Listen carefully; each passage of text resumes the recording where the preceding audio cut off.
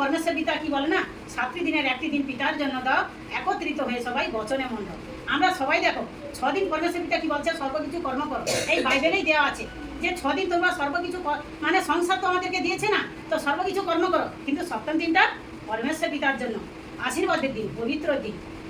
এই দিনটা যেন আমরা এসে পরমেশ্বর পিতার কাছে যেন কি করি, আশীর্বাদ নেবো আর পবিত্র হবো। তো সত্যি পিতাকে অসংখ্য ধন্যবাদ।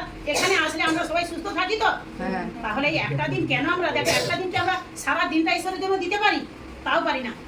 কতটা টাইম দিচ্ছে, জোর আমরা কি 12টা থেকে ঘর থেকে বেরিয়ে আসি, আর এই 4টা 5টা পর্যন্ত এইটুকু টাইম যেন আমরা পরমেশ্বর পিতার কাছে এই চাহাত করি, যেন পরমেশ্বর পিতা একটা ভজনে দিচ্ছে না, জনে জনে ভরালে গো পিতা, তোমার সঙ্গে থাকবো দিলাম কথা।